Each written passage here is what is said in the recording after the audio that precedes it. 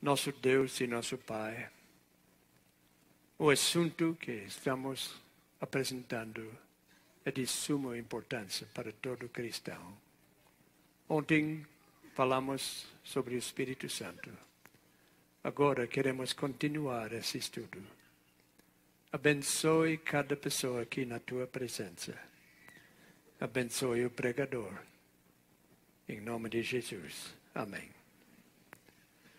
Eu fui criado numa cidade muito pequena. E naquele tempo era ainda a era do vapor. Algumas vezes por semana o trem, Maria Fumaça, chegava, trazendo os correios, as cartas, pacotes e mercadoria para as lojas. Mas eu me encantava muito com a estação do trem. Porque desde a infância eu sempre tive muito interesse em coisas eletrônicas. E a estação do trem não era somente para receber os passageiros e a bagagem. Ali havia um aparelho que me encantava muito, era o telégrafo. Porque da estação de trem vieram os telegramas e da estação do trem foram transmitidos telegramas. E um dia eles estavam precisando de alguém para trabalhar com telégrafo. Como menino, eu ficava lá horas ouvindo o telégrafo, aprendendo o código Morse, para eu poder compreender as mensagens que vinham.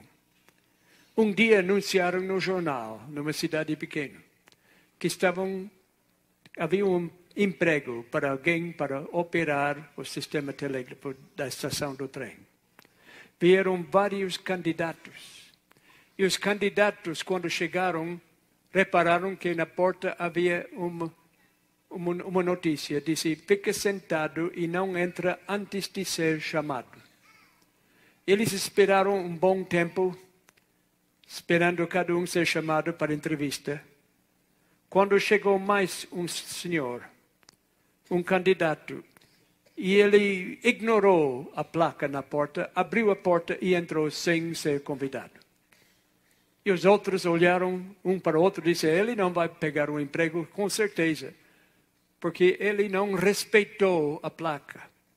Mas em pouco tempo, ele voltou com o chefe. E o chefe anunciou, todos vocês podem ir embora, ele foi empregado.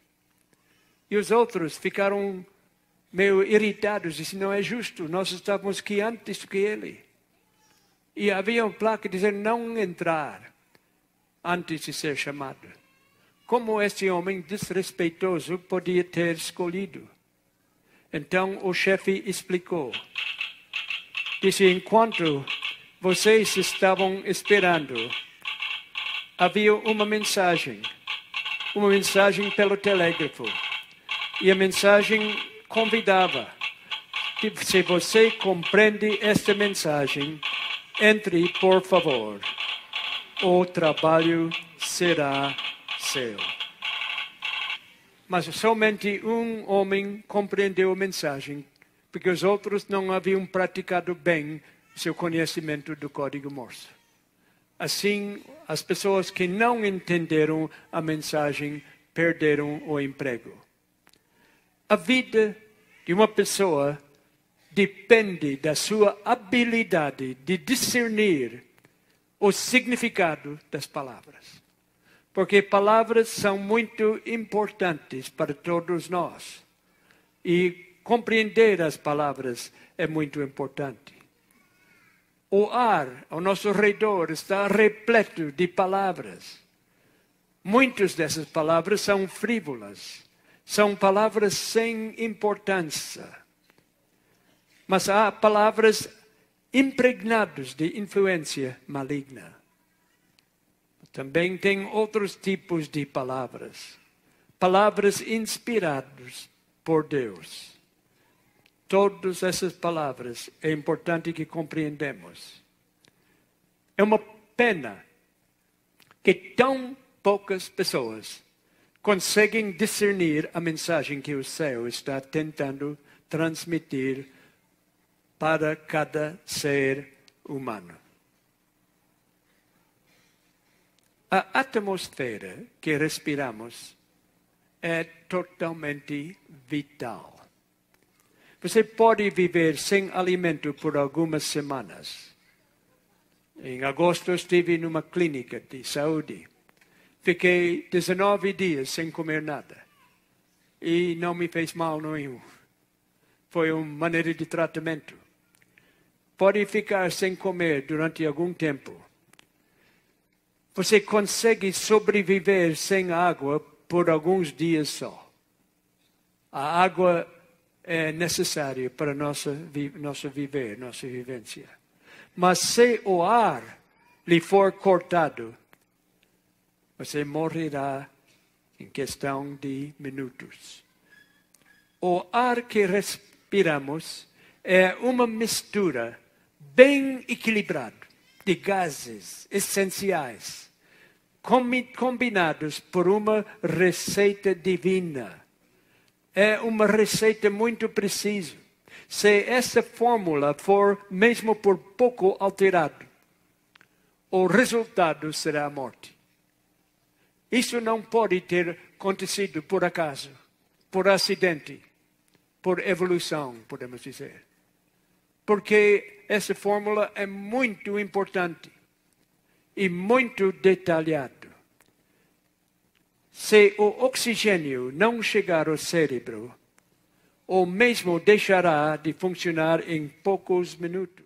Enquanto um bebê não começar a respirar, não pode ter lugar na existência humana independentemente.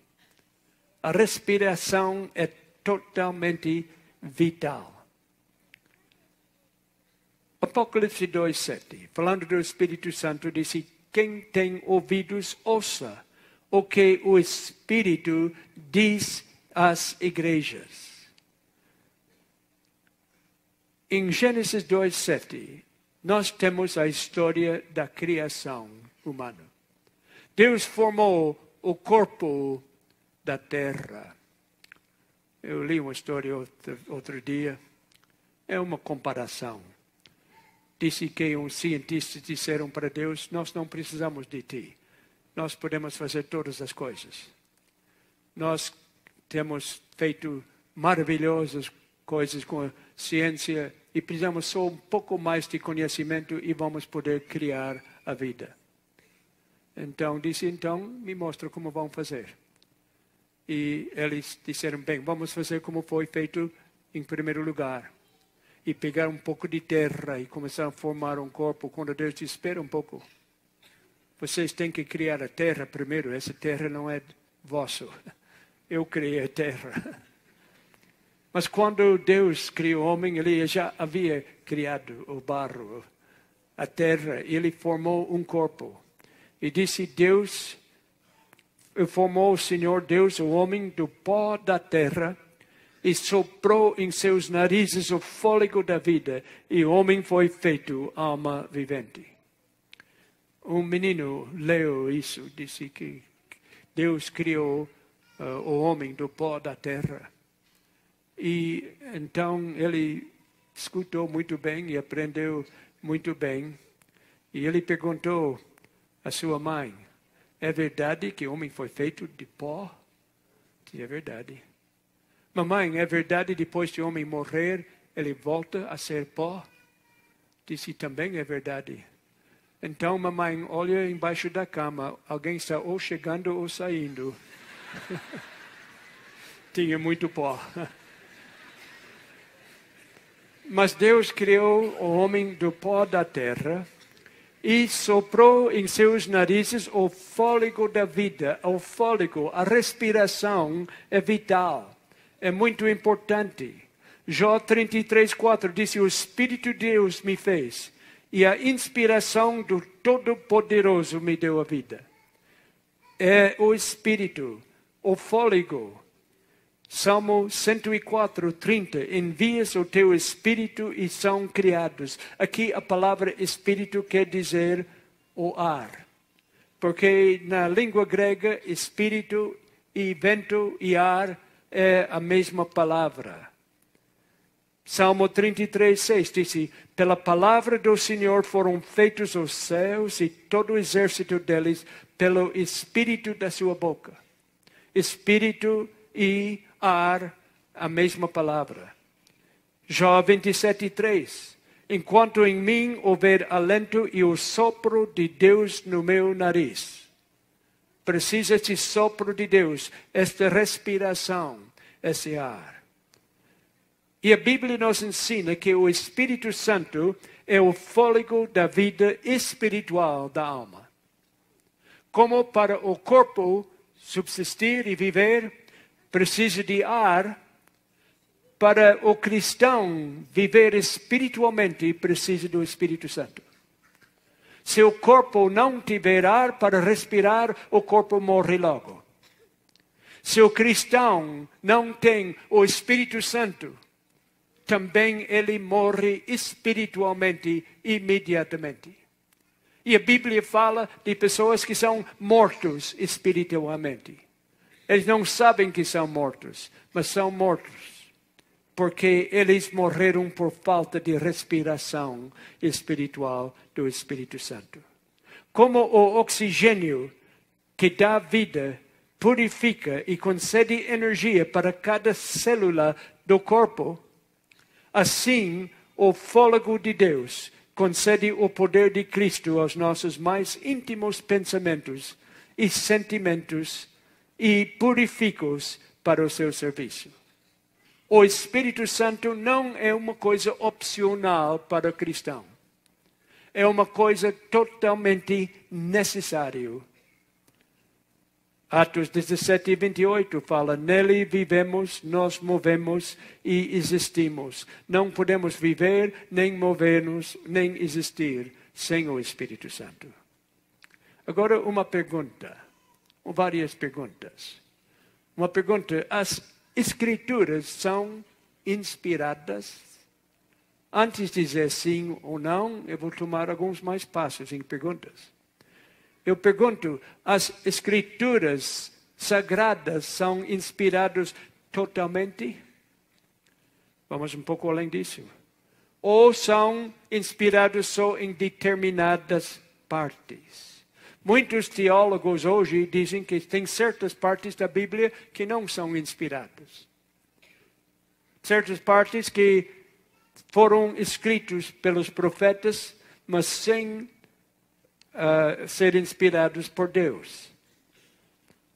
A palavra de Deus encontra-se na Bíblia, dizem alguns teólogos. Eu ouvi isso até dentro da igreja às vezes.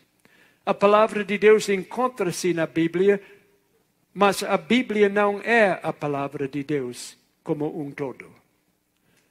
Dizem que a Bíblia não é a palavra de Deus, mas contém a palavra de Deus. Será que isso é a verdade? A Bíblia contém a palavra de Deus, mas não é a palavra de Deus. Agora vamos chegar a um ponto mais sensível ainda. Eu não sei quantos teólogos temos aqui, mas pode ser alguns vão desconcordar comigo, isso não importa. Eu aprendi muitos anos de viver com pessoas que não concordam comigo. Mas eu tenho que falar o que eu creio. Não me iam respeitar se eu falasse uma coisa que não acredito. A Bíblia é a própria testemunha da sua própria inspiração. Não são os teólogos nem os inteligentes e sábios que podem responder às perguntas e explicar a inspiração da Bíblia. Temos que deixar a Bíblia falar para si mesmo. A Bíblia refere-se a si própria como a palavra de Deus. E por isso, por esse título, é diferente do que todos os outros livros. Outros livros podem ser chamados inspirados no sentido de inspirar o leitor. Mas a Bíblia é diferente. A Bíblia é totalmente diferente no que se refere à sua inspiração. 2 Timóteo 3,16 diz toda a Escritura. Aqui não tem exceção. toda Escritura divinamente inspirada e proveitosa para ensinar, para redarguir, para corrigir, para instruir em justiça, para que o homem de Deus seja perfeito e perfeitamente instruído para toda boa obra. Disse aqui que toda a Escritura é divinamente inspirada. E quando fala em Escritura, usa uma palavra grega, grafé, de onde tiramos a palavra gráfica. A Bíblia é referido a grafé, a gráfica, tudo que foi escrito. A Bíblia diz que tudo que foi escrito pelos profetas é inspirado.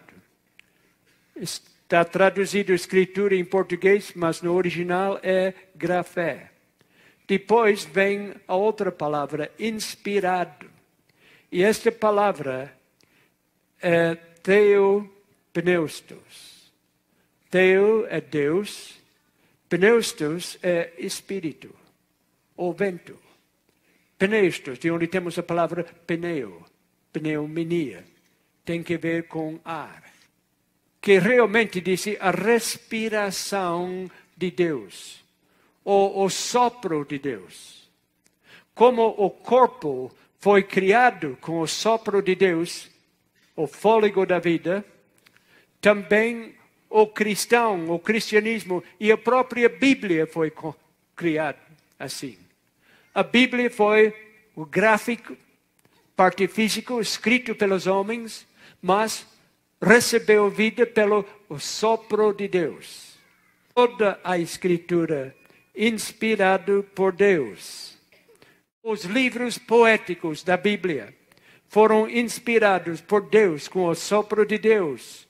Os livros proféticos inspirados, pode contar com eles. Os evangelhos inspirados por Deus. As epístolas. Alguém perguntou, o que são as epístolas? Ah, professora, eu sei. Então fala, menina, o que são?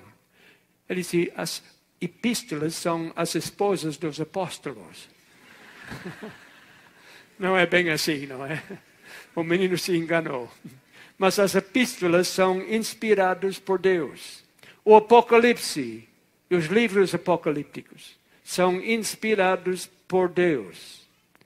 Segundo São Pedro 1:21, porque a profecia nunca foi produzida por vontade de homem algum, mas os homens santos de Deus falaram movidos pelo Espírito Santo.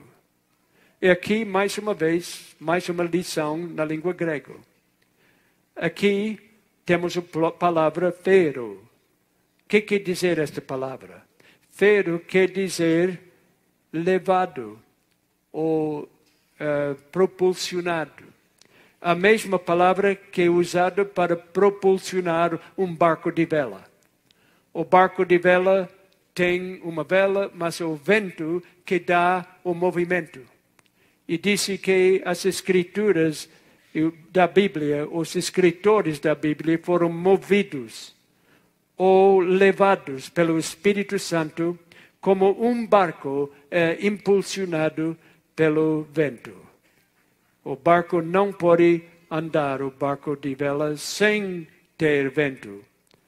E os escritores da Bíblia foram movidos pelo vento.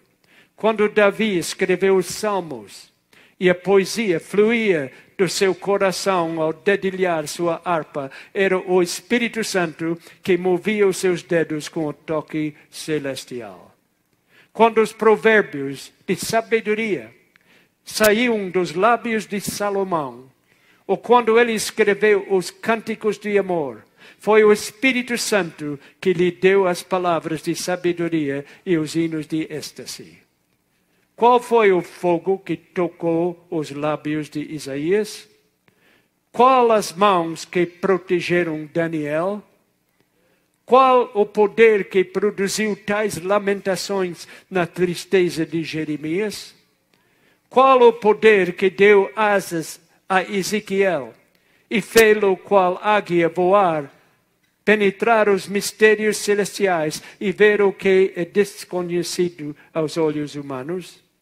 Quem converteu Amós, o boiadeiro, num profeta de Deus? Quem ensinou o Rudy H.E. a pronunciar suas poderosas afirmações?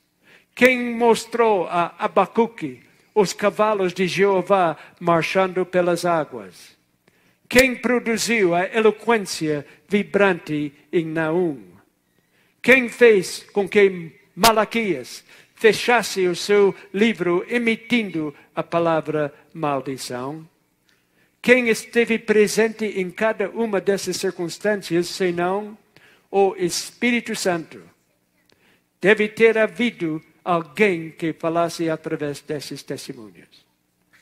Muitas vezes, entre as igrejas evangélicas, quando estamos fazendo evangelismo, me dão a impressão que temos que escolher entre o Espírito Santo ou a Bíblia.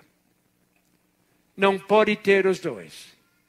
Ou aceitamos a Bíblia ou o Espírito Santo. Muitas vezes, quando eu dou estudos bíblicos para pessoas, eles dizem, sim, a Bíblia fala assim, mas o Espírito Santo me mostrou outra coisa. Muitas vezes, quando eu pregar os 10 mandamentos e o sábado, Deus disse, lembra-te do dia do sábado. Sim, a Bíblia fala isso, mas o Espírito Santo me falou que não precisa.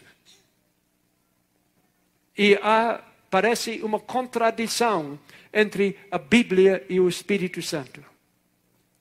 Hoje eu quero afirmar a certeza que não há nenhuma contradição. Por quê?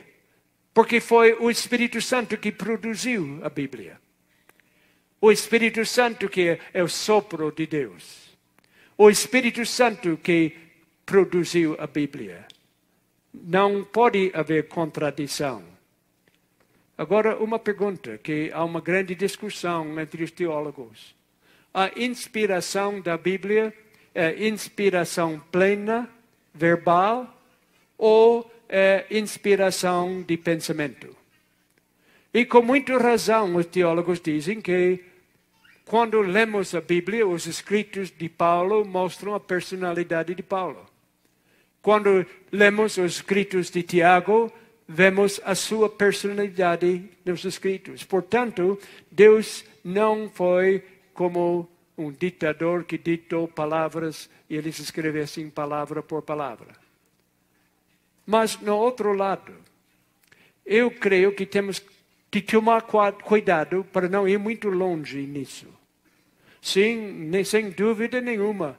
Muitas vezes os discípulos, os apóstolos, os profetas, melhor dito, recebiam pensamentos e escreveram os pensamentos em suas palavras. Mas isso quer dizer que não tem palavras inspiradas na Bíblia?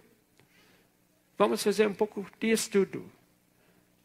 Como um pensamento, para começar, poderia ser transmitido sem palavras? É muito difícil.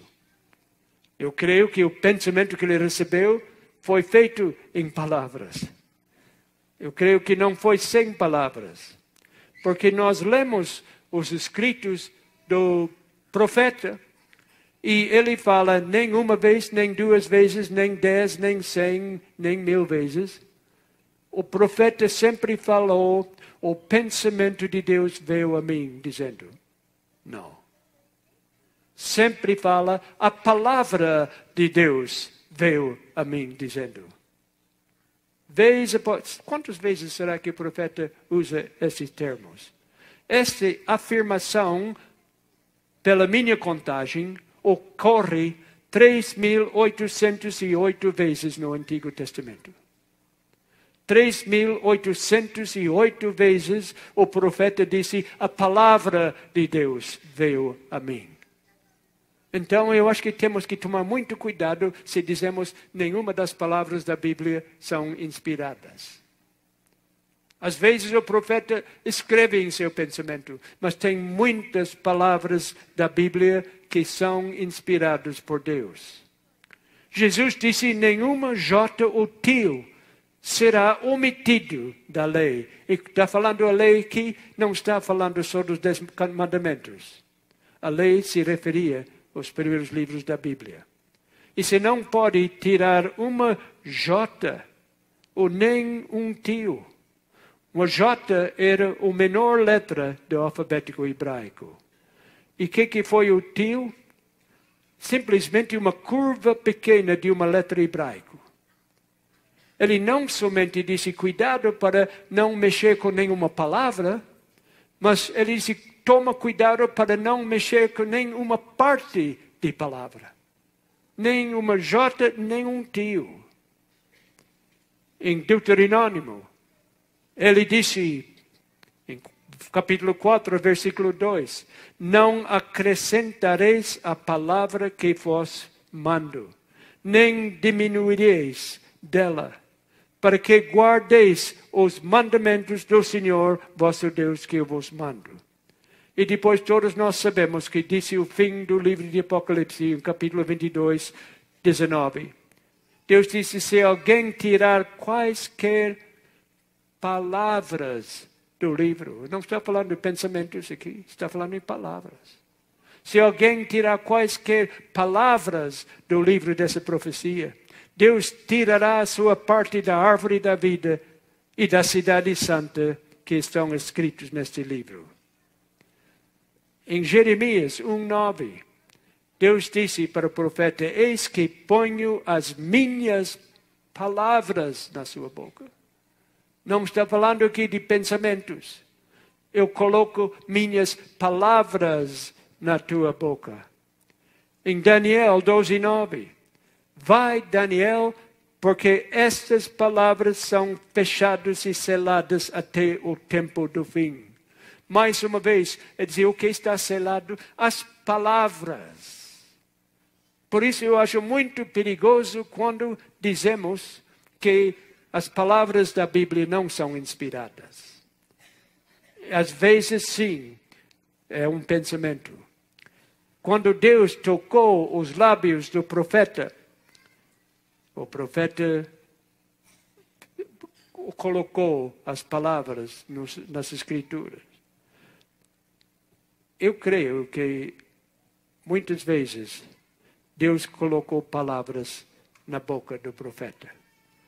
Palavras exatas.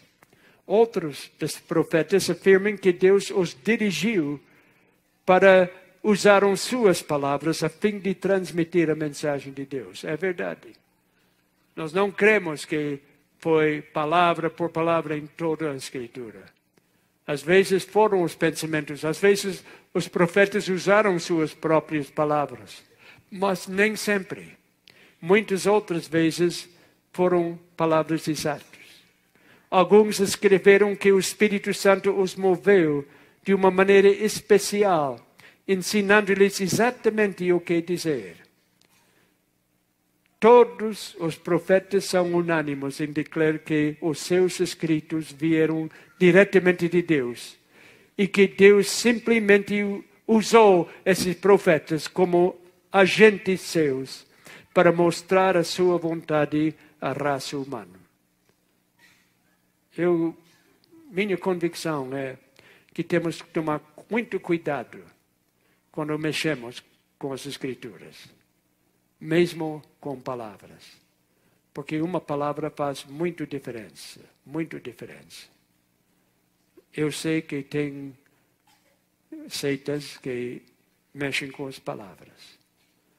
Tem enfim, disse que em João 1:1-3, no princípio era o verbo, e o verbo estava com Deus, e o verbo era Deus.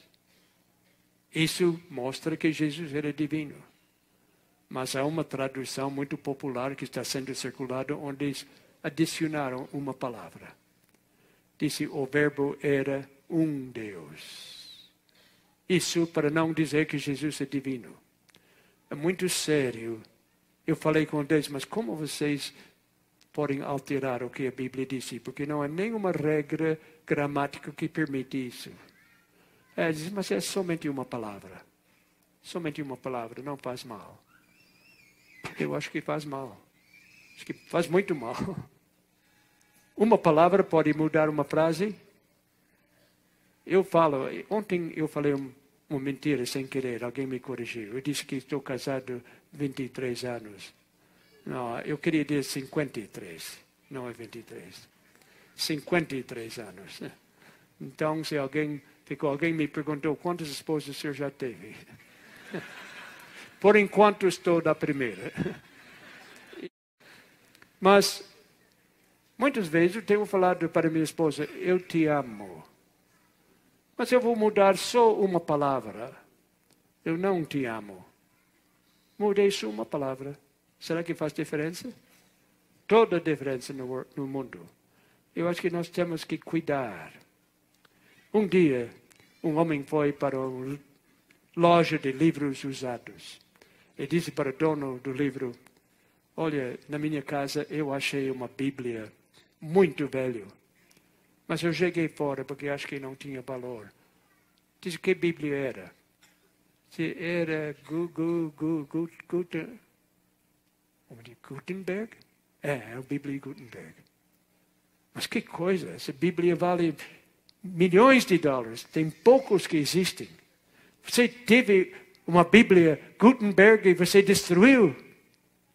Eu disse, a Bíblia Gutenberg que eu tive não deve ter muito valor, porque tinha muitas anotações escritas à mão por um homem chamado Martinho Lutero.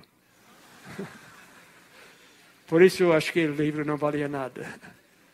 Mas não precisa ser uma Bíblia Gutenberg e não precisa ter anotações por Lutero. A Bíblia é uma preciosidade. Porque é o assopro de Deus. É a respiração de Deus. É a mensagem de Deus. É o Espírito Santo. E a Bíblia não é somente inspirada, mas é inspiradora. A Bíblia altera as vidas totalmente. A Bíblia tem um poder transformador. Onde a Bíblia entra, vidas são mudadas. Por isso, como eu disse ontem, estou muito preocupado com os movimentos novos que querem fazer evangelismo sem a Bíblia. Que querem usar dramatizações e músicas modernas e tudo menos a Bíblia. Eu já descobri em minha vida que sem a Bíblia eu não tenho nada. Uma pregação sem a Bíblia é somente um discurso e não vale nada. É a palavra de Deus que tem poder. Muitas vezes eu descobri isso. Eu não tenho sido pastor de igreja muitas vezes na minha vida, algumas vezes, mas a maior parte do tempo tenho estado na linha da frente de evangelismo. Mas às vezes eu tenho pastorado uma igreja há pouco tempo. Eu fui pastor de uma igreja de mais ou menos 1.200 membros, cidade de Toronto, durante um ano. E quando eu assumi a posição, eu perguntei quantas pessoas vêm para o culto de oração. Mais ou menos 12, 15. Que é isso? A igreja de mais de 1.000 membros e vem 12, 15 na quarta-feira à noite. O ancião fala, pastor, o senhor não compreende. Esta igreja está ligada a um hospital, é de instituição. E as pessoas trabalham à noite, muitos. E impossível, sempre foi assim e sempre será assim. No sábado de manhã, eu simplesmente anunciei. Nós, no culto de oração, vamos começar a estudar o livro de Daniel, verso por verso. Um verso, vamos começar com capítulo 1, verso 1. E vamos continuar estudando a Bíblia. E vamos chegar a onde dar. E depois, na próxima quarta-feira, vamos continuar. Eu não usei projeções. Eu não ofereci bolachas e sorvete. Nada para atrair a pessoa. Nem tivemos música especial. A primeira noite passou de 12 para 60 pessoas que vieram. Na quarta-feira seguinte eram 120. Depois chegou a 180. Antes do fim do mês, estamos com 200 pessoas no culto de oração. dentro de 6 semanas, 300, depois 350. Ainda era a mesma igreja. Por que eles vieram? Eu creio, meus irmãos, que o povo está faminto pela palavra de Deus. E a palavra de Deus que atrai. No meu evangelismo, quando cheguei ao Brasil, me falaram, não pode usar a Bíblia no começo. Tem que fazer umas voltas muito grandes falando de assuntos sociais e científicos. Eu disse, eu não sou cientista. Eu não sou psicólogo. O único assunto que eu sei é a Bíblia. Minha primeira série, Caçador, Santa Catarina. Eu fiquei apavorado que estava pouco tempo no Brasil. Falava muito pouco. Quando eu entrei no salão, eu acho que tem umas pessoas aqui que estavam presentes. Ou um pastor que veio de visita e disse, olha, não usa a Bíblia. Essas pessoas são católicos, eles têm pavor da Bíblia. Se usar a Bíblia, todos vão fugir. Mas o que eu vou fazer? Entrar na guerra sem arma? Eu não sei fazer isso. Entrar na luta contra Satanás com um pau, quando eu posso ter uma espada? Eu levantei diante desse povo e disse, olha, meus amigos, vocês sabem que eu falo muito mal a vossa língua. Já perceberam isso? E além disso, eu não tenho uma mensagem para ninguém aqui. Eu não sei os vossos problemas, eu sou estrangeiro. Mas eu tenho na minha mão um livro que fala perfeito português. E este livro que eu tenho na minha mão tem uma mensagem para cada pessoa aqui. E tem uma solução de vossos problemas. E eu fiquei apavorado quando todos levantaram. Disse, agora vão todos sair. O homem tinha razão. Não, mas não saíram. Bateram palmas pela Bíblia. E nunca faltaram depois disso. Voltaram todas as noites. A Bíblia tem poder transformador. A Bíblia traz reavivamento, porque sob a influência do Espírito Santo, a Bíblia tem poder de convencer. E alguém pode me perguntar, ia ter uma reunião sobre o Espírito Santo, agora está falando da Bíblia. Estou falando isso porque acho que é muito necessário uma pessoa compreender que não pode ter o Espírito Santo sem a Bíblia. O Espírito Santo trabalha através da Bíblia. O Espírito Santo nos dirige para a Bíblia e a Bíblia nos dirige para o Espírito Santo. E tentar receber o Espírito Santo sem a Bíblia é um tolice total. Porque a Bíblia é o sopro do Espírito Santo. A Bíblia foi escrita pelo Espírito Santo. E se tivesse uma coisa na Bíblia que era contrário do que o Espírito Santo falasse, o Espírito Santo estaria se contradizendo a si mesmo. Então, enquanto estou falando da Bíblia, estou falando sobre o Espírito Santo. Atos 10, 44, dizendo Pedro ainda essas palavras. Caiu o Espírito Santo sobre todos que ouviam o quê? A palavra. O que é a palavra? A palavra escrita de Deus. O Espírito Santo vem para as pessoas que estudam a Bíblia. E pessoas que ignoram a Bíblia não podem ter o Espírito Santo. Eu conheço uma igreja, não longe de onde eu moro.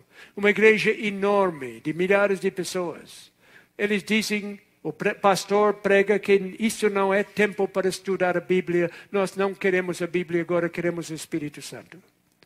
E eles têm vários serviços, todas as noites da semana.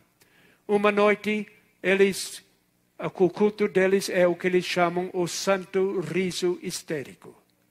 E então o pastor conta umas piadas e o povo começa a rir e diz que o Espírito Santo está descendo e começam a rir até ficar doente. Segunda noite é a noite de ficar festejando o Espírito Santo. E então alguns diáconos e anciões que estão chamados garçom de bar, jogam o vinho do Espírito Santo sobre o povo e todos ficam embriagados. E uma senhora saiu de lá, estava no jornal. Saiu de lá e entrou no carro, estava tão embriagada com esse Espírito Santo que deram para ela, que ela estava dando guinados na estrada e a polícia mandou parar. E disse, o que você bebeu? E ele colocou o bafômetro para ver se tinha álcool. E quando ele fez isso, a polícia ficou embriagada e caiu. Outra noite, eles têm um culto de imitar animais. E homens inteligentes, doutores, vão latindo com o cão e miando com o gato.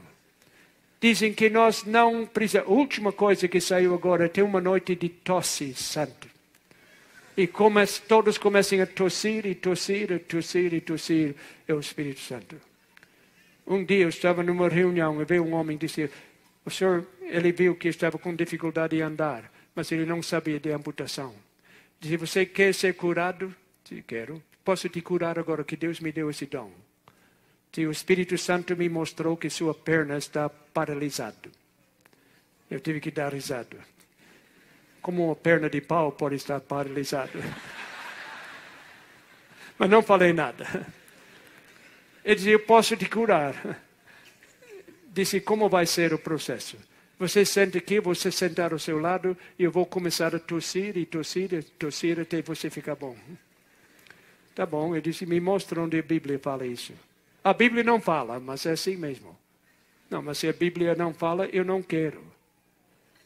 O Espírito Santo caiu sobre os que ouviam a palavra. É incrível o poder da palavra de Deus. No ano 2000, quando estávamos em Vila Formosa, eles pediram que eu fosse cedo de manhã para a igreja de Suzano, Paulista. E quando cheguei lá, eu estava impressionado. Era domingo de manhã, 8 horas de manhã, a igreja estava super lotada. E eu estava cansado. Eu havia ido para a cama às 2, 3 horas de madrugada, depois que levanta cedo, nem estava bem preparado, mas abri a Bíblia e comecei a pregar. E quando eu terminei a pregação, o prefeito da cidade de Suzano estava sentado no primeiro banco. Foi falar com o ancião e disse para o ancião, por que o senhor falou todos os meus defeitos para o pastor Faraben? Ele pregou o sermão diretamente a mim. E disse, não, mas não falei nada. Falou sim, mas como ele sabia de minha vida? Ele veio falar comigo, o prefeito. E ele disse para mim, quem te falou todas as coisas que você falou? Ele disse, me tacou do começo até o fim. Disse, olha, senhor, me desculpe, mas nem sabia que o senhor estava aqui. No dia seguinte, tem um jornal, pregador internacional visita Suzano. O prefeito recebeu a palavra de Deus. Ele pensou que eu estava pregando para ele. Eu li uma poesia, é uma tradução pobre do inglês, mas alguém disse, meu pastor faz seus sermões do início até o fim, em linguagem reta e clara, e os dirige sempre a mim. Sempre olho ao meu redor no final da pregação, buscando aquele que merece mais que eu a repreensão. Mas todos anjos parecem, com puros santos corações, e eu debato ali sozinho com as minhas convicções. Sabem, às vezes eu penso, se eu um dia faltar, terá ele uma mensagem se não pode me atacar? Muitas vezes tenho pregado, pessoas falam, por que pregou só para mim? Estava pregando num salão grande no estado de Colorado. E havia um salão repleto, menos um banco que estava sempre vazio. Tinha somente um homem. Era um homem meio forte, com muitas tatuagens no braço, mas parecia muito perigoso, só olhando para ele. E ninguém queria sentar nesse banco. E uma noite, depois de 3, 4 noites de pregação, ele me procurou. Disse, o senhor pode me visitar em casa? Disse, pois não, eu visitei ele no dia seguinte. Ele disse, como o senhor sabia de todos os meus defeitos? Disse, não sei de nada do senhor. Disse, olha, eu nunca passei um dia sem fumar, nos últimos 10 anos, sem beber e sem usar drogas. Mas eu disse, eu não falei em fumar, eu não mencionei drogas e não mencionei beber. Disse, mas eu sei, mas quando o senhor pregou, o senhor estava me atacando por causa de bebida e drogas e essas coisas. Disse, não, mas nunca sabia, não falei essas coisas. mas eu ouvi que não devia mais beber. E mais do que isso, eu sou ladrão. Ele me mostrou uma sala que estava cheia de coisas roubadas. Eu disse, olha, pela sua pregação, eu sei que tem que pegar essas coisas e devolver tudo. Que eu não posso ser mais ladrão, eu quero seguir a Cristo. Ele foi batizado. Mas eu não havia mencionado nem fumo, nem drogas, nem bebida. O que trabalha? O Espírito Santo trabalha através da Bíblia. A Bíblia que dá poder ao Espírito Santo transformar vidas. A Bíblia tem poder para transformar e purificar. Quando você toma a Bíblia, não importa onde você deixa este livro, mesmo em lugares onde o povo não conhece a Deus e possivelmente tem hábitos impuros, se a Bíblia permanece ali por algum tempo, ao voltar, o que você vai encontrar? Pessoas transformadas, condições totalmente diferentes. Eu li a história de Pedro, que morava no Interamérica. Ele disse, meu lar era um inferno. Perdi todo o meu dinheiro em apostas. As pessoas tiveram medo de mim. Mas um dia um livro caiu em minhas mãos. Um livro chamado O Novo Testamento. Primeiro li-o com indiferença, depois com interesse. E logo caí de joelhos. Hoje a paz e a glória de Jesus reinem em meu lar. Este é o poder transformador e purificador da Bíblia. O Espírito Santo trabalha através da palavra de Deus, nunca separado. A Bíblia trabalha. A Bíblia transforma. Suas verdades transformam o coração e vida de homens e mulheres. Converte para uma vida melhor homens e mulheres, tanto grandes como pequenos. O mendigo nas ruas e o rei em seu trono. O pobrezinho em pranto na favela e o filósofo em sua situação privilegiada. Tanto o pensador profundo como o iletrado, semi-selvagem, são transformados pelo poder deste livro. O bêbado, o ladrão e o imoral deixam sua vida de pecado para andar à luz dos princípios divinos. O ateu orgulhoso transforma-se num humilde crente pelo poder da Bíblia. Um missionário cristão chega a uma ilha selvagem. Os habitantes daquele lugar não conhecem linguagem escrita e não possuem literatura.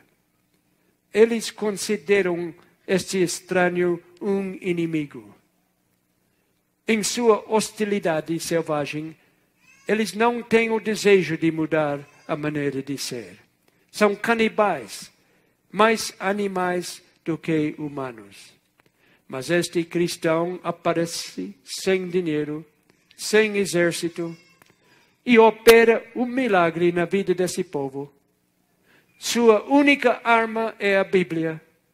Sua única possessão é a salvação em Cristo. Ele prega o Evangelho e o milagre sempre acontece. Em poucos anos, os selvagens nus daquela ilha se revestem da justiça divina. É assim que o Espírito Santo trabalha. Sua imoralidade é transformada em irmandade cristã. Sua crueldade em bondade. Tudo isso foi conseguido unicamente pela palavra de Deus. Foi o pregador Dwight Moody que fez uma declaração muito interessante. Chegou um homem que não acreditava.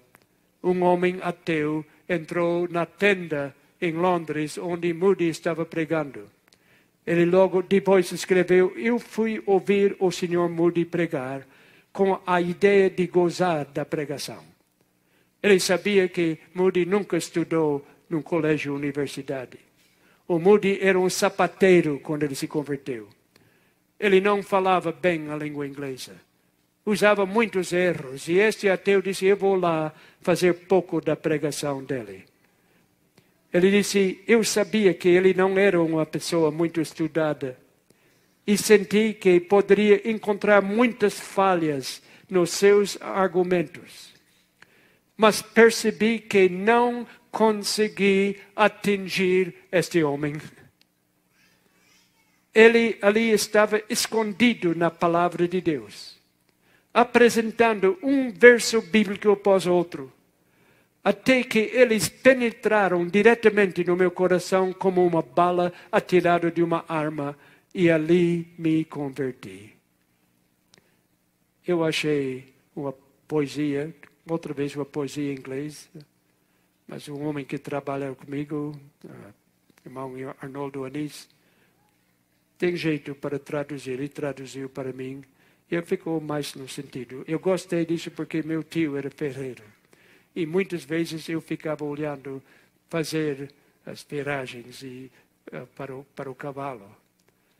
E a poesia, parece que era eu vendo isso. A poesia vai mais ou menos assim. Passei ao cair da tarde à porta de um velho ferreiro. E ouvi da velha bigorna os sons límpidos no ar. Espalhados pelo chão, entre a bigorna e o braseiro, vi muitos martelos quebrados que não se podia usar. Quantas bigornas já teve? Perguntei curioso então, para gastar tantos martelos espalhados pelo chão.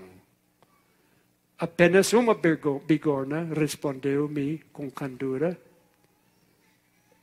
Ela dá cabo aos martelos, pois a bigorna é mais dura.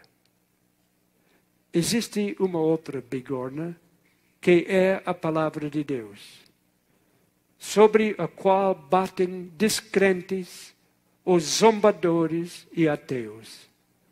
Mas depois de imensa luta, o mesmo quadro aparece. Os martelos se desfazem. A bigorna permanece. A Bíblia tem sido atacada pelos séculos, mas ainda se mantém firme. Eu sempre admirei muito um grande pregador, pastor Criswell, pregador batista. Ele foi pastor da Igreja Central de Dallas, Texas. E ele fez um propósito. Ele chegou como pastor novo e anunciou à comissão, eu não vou pregar nada de filosofia, somente a Bíblia. Eles ficaram meio assustados. Disseram, essa é uma congregação meio culto. Eles não vão aguentar tanta Bíblia. Disse, mas vai ser assim. Se não me quer, procura outro pastor. Disse, mas como será?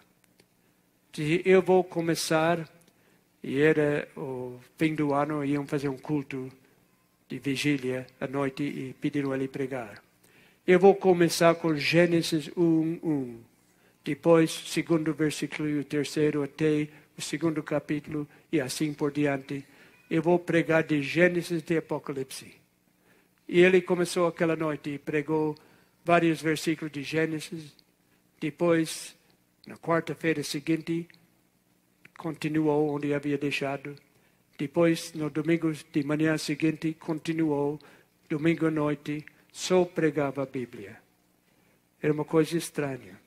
Levou 17 anos e 8 meses para terminar a Bíblia. 17 anos e 8 meses.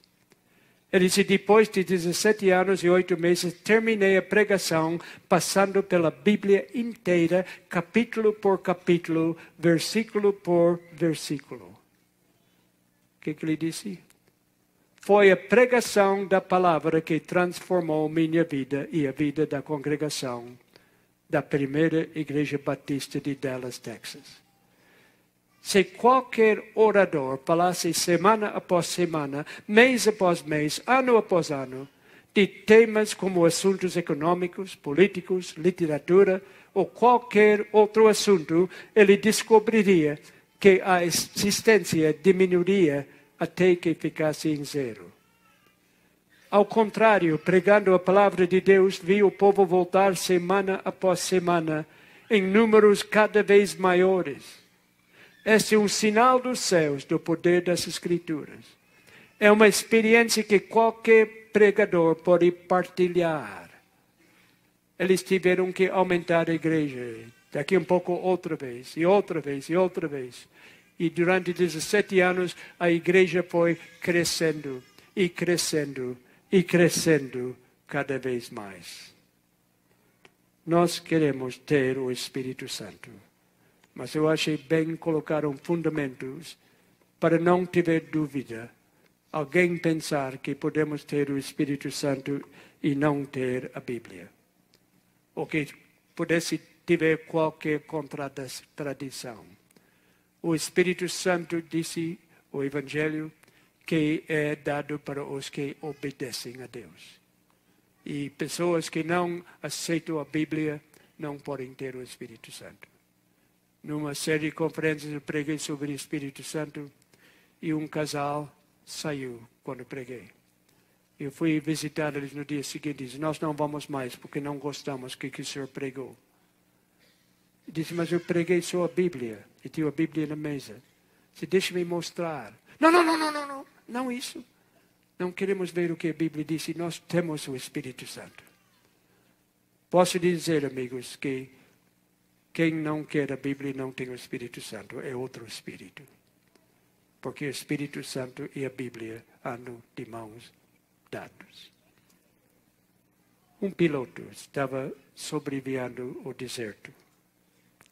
Ele estava voando, ele viu um pequeno oásis onde dava para aterrissar. Precisava comprar um pouco de gasolina e ele baixou. E depois, outra vez, ele levantou com seu aviãozinho. Ele havia parado lá no deserto e quando ele parou lá, era um lugar onde havia muitos ratos do deserto. Quando ele levantou outra vez, ele sentiu alguma coisa roendo atrás do cabine de controle. Ouviu-se barulho roendo.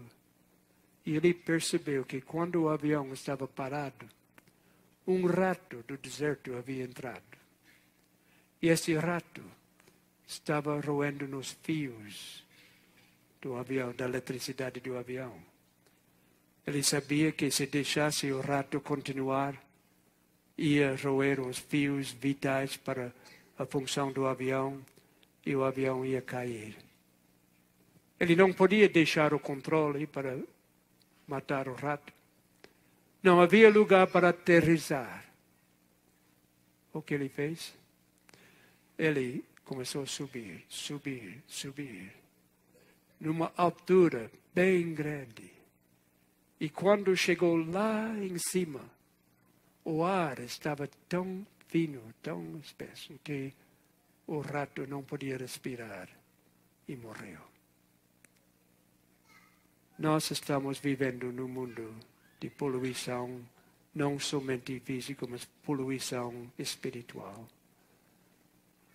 E não dá jeito de lutar com o pecado ao nosso redor, com a corrupção entre quem nós moramos. Como o piloto, não podemos deixar nosso lugar para correr atrás do inimigo. Mas como este piloto, podemos subir nos altos, na atmosfera que o pecado não pode mais aguentar. Podemos subir no lugar onde as tentações do diabo não podem mais nos alcançar. É isso que eu quero fazer, porque eu quero ir para o lar. Nos últimos tempos, depois da última cirurgia, tenho feito cirurgias 4 muito fortes. Tenho tido muito dor. E as noites que não podia dormir, eu pensava no paraíso. Algumas pessoas dizem que quando não podem dormir, eles contam cordeirinhos. eu não conto o cordeirinho, eu falo com o pastor dos cordeiros. É muito melhor. Eu faço oração, eu fico com saudades do paraíso. E às vezes, muitas vezes, quando não posso dormir, eu canto hinos. E ultimamente parece que sempre são hinos sobre o paraíso. Sempre são hinos do que vai ser. E depois de várias noites, fiquei tão inspirado que eu chamei no dia seguinte a pessoa que trabalha comigo 38 anos, e era assim, bravo, agora chama Tracy. Estou com vontade só para mim, não para ninguém mais, para gravar esses hinos. E antes de eu saber o que estava acontecendo, ela alugou um estúdio e gravamos 11 hinos sobre o paraíso. Depois, um brasileiro muito talentoso que estava lá, está aqui hoje, certamente, o Douglas, se prontificou a fazer a capa. E um compositor russo que foi regente do orquestra sinfônica na Rússia se prontificou a fazer a orquestração. E saiu um CD em inglês. Mas eu queria terminar hoje à noite cantando um desses hinos. Porque nós queremos ficar mais alto, como ficou o piloto.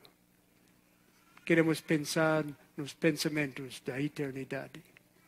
Em breve estaremos no paraíso. E vai ser esplêndido, na alvorada de Deus. Se pudermos tocar o acompanhamento, eu gostaria de usar esse hino não para mostrar a voz, estou ficando velho e não canto muito mais, mas para transmitir uma mensagem.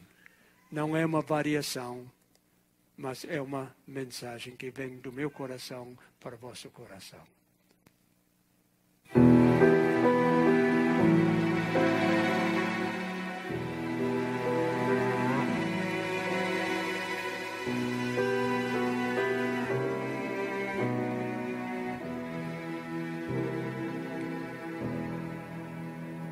Tens abatido teu coração, sem ter ninguém de bondosa compreensão. Estás a sofrer em aflição, sem ter ninguém que te estende a mão.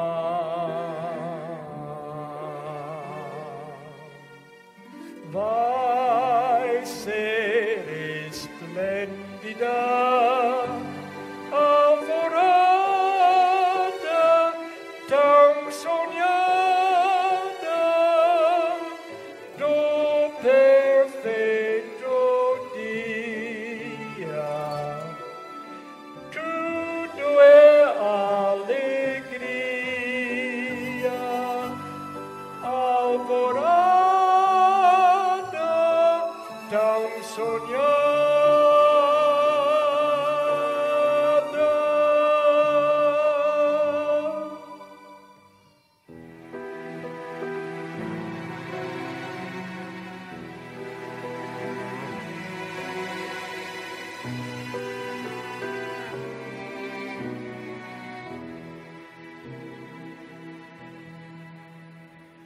Teu seu turbar-se há de virguição, o trilho mauro de fardo será.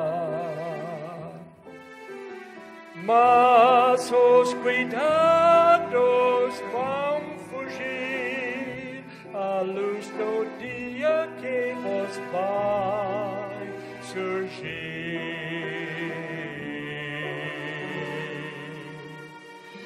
Vai ser esplêndida, alvorada, tão sonhada, do perfeito dia. Tudo alegria,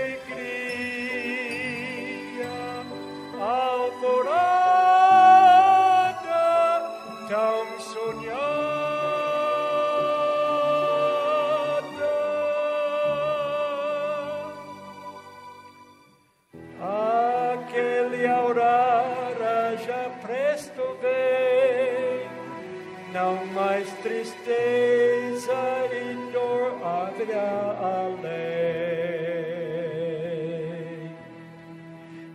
E a minha alma, treva e luz, vai transformar-se quando vier Jesus.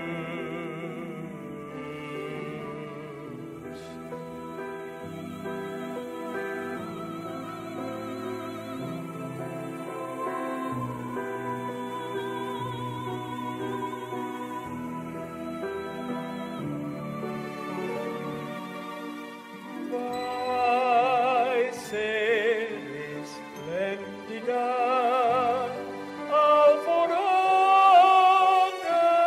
tão sonhada no perfeito dia. Tudo alegria, alvorada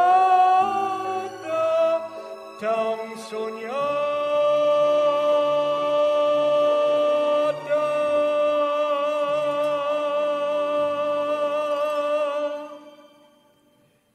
Pai nosso, nós aguardamos a alvorada. Nós queremos subir acima dos cuidados deste mundo. Abençoe cada pessoa aqui na tua presença.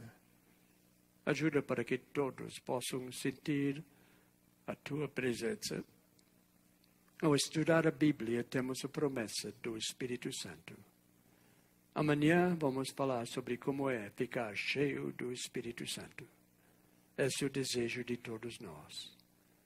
Despede-nos agora com a tua paz, com a tua bênção. Em nome de Jesus.